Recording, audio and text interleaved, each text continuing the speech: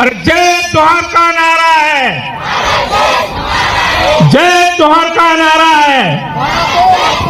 एक तीर एक कमान, एक तीर एक कमान, आदिवासी एक समान। भाइयों और बहनों,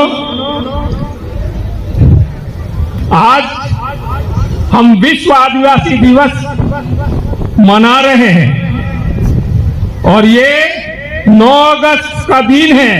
वो यूएन ने विश्व आदिवासी दिवस मनाने के लिए आदिवासियों को दिया है।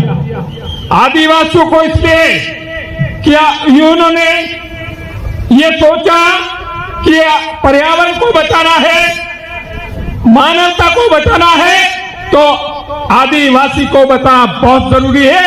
उसके लिए आदिवासी दिवस मनाया गया।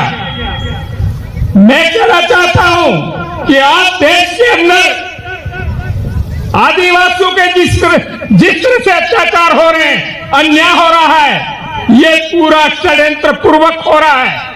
और ये देश में जो कर रहे हैं वो हुक्मरान, जो नरेंद्र मोदी और जो अमित शाह जो गृह मंत्री हैं, वो मिलकर के इस देश में यह हमारे आदिवासियों को मेहनत कर एसटी, एससी, ओबीसी और माइनॉरिटी को इनको षड्यंत्रपूर्वक इनको अत्याचार और न्याय करने के लिए उनके ऊपर षड्यंत्र चल रहा है। और हमने देखा पूरे देश के अंदर मणिपुर की जो घटना को लेके हमारी बहनों के ऊपर जो नंगे करके घुमाया गया, जुलूस निकाला गया और वो ऐसी जगह हाथ लगा रहे थे। बड़ी शर्मनाक बात है, बात करते हुए हमको रोना आता है। लेकिन देश के हुक्मरान आज तक एक शब्द नहीं बोला और 3 महीने हो गए।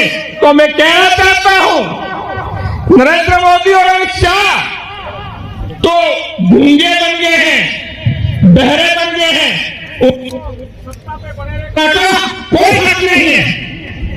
लेकिन इस देश की जो राष्ट्रपति है द्रौपदी मुर्मू और वो राज्यपाल है, वो जो अत्याचार और न्याय हो रहा है वो क्यों देख रहे हैं? क्यों मणिपुर सरकार को बर्खास्त नहीं किया? क्यों नरेंद्र मोदी को हटाना चाहिए कि नहीं? देश में राष्ट्रपति शासन लगना चाहिए कि नहीं लगना चाहिए? साथियों, आप इनको देखने का 1 घंटे का भी इंतजार नहीं होना चाहिए। लेकिन ये देश की राजनीति कर रहे हैं और षड्यंत्रपूर्वक हमारे ऊपर अत्याचार किया जा रहा है।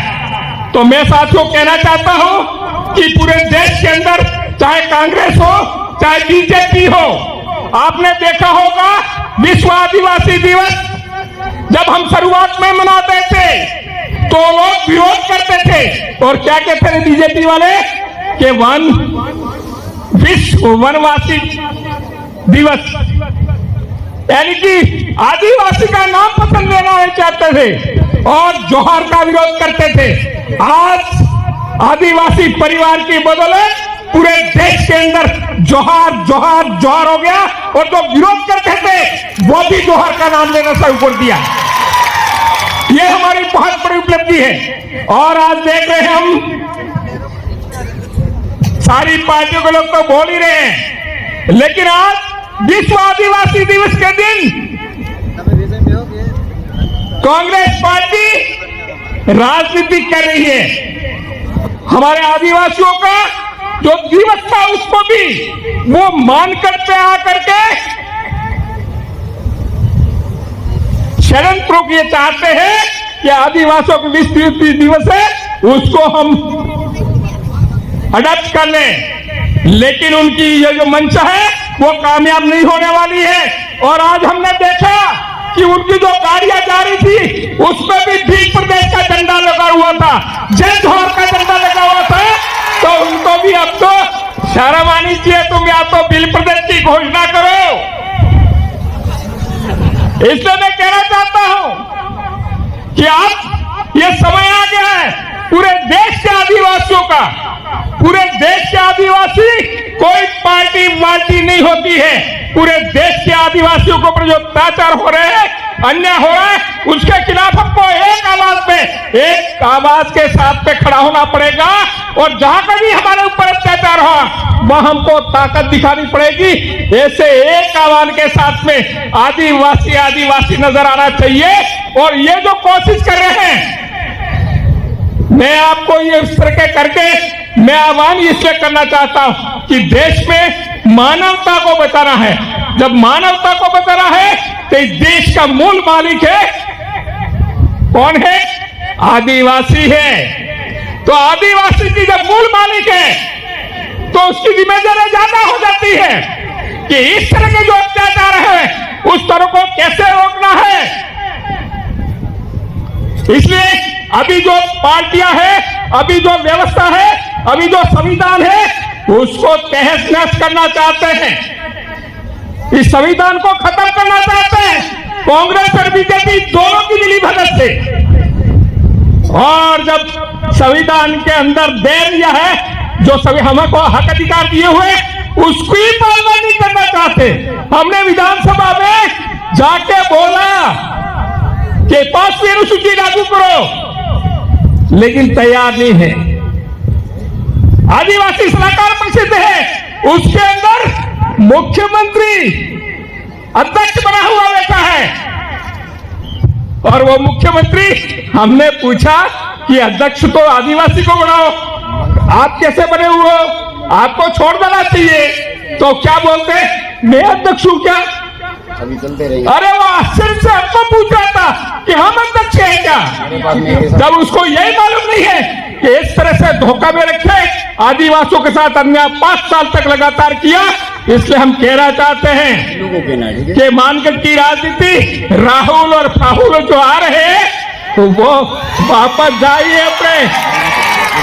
और इस इलाके में केवल और केवल आदिवासियों की चलेगी। हम चाहते, ये नहीं चाहते, हम किसी तरह का दबाव नहीं चाहते, हम अत्याचार नहीं करना चाहते, लेकिन इस मानवता को बचाना है तो निश्चित रूप से मानवता को बचाना है तो हमको निश्चित रूप से आगे आना पड़ेगा। और हम चाहते हैं सारे लोग मिलकर के, जो न्यायप्रिय हैं, जो संविधान को मानने वाले हैं, वो लोग सब हम मिल करके इस व्यवस्था को बदलें। और ऐसी आपने देखो, मैं क्योंकि घटना उजागर नहीं करना चाहता है एक, लेकिन ये जो देश के अंदर एक एक उजागर होता, हमारा खून है, फूल उठता है, हमको रोना आता है। लेकिन भाइयों, रो के भी करे क्या, रो के भी करे क्या? हम इससे चाहते हैं कि जो हमारे हुक्मरान हैं और हमारे यहाँ पे जो कलेक्टर, हमारे जो अधिकारी है, उनको भी नहीं शर्म आती है कि इस तरह से ये जो अन्याय हो रहा है उसमें आदिवासियों के साथ में खड़ा होना चाहिए, लेकिन उनको भी ये समझ में नहीं आ रहा है।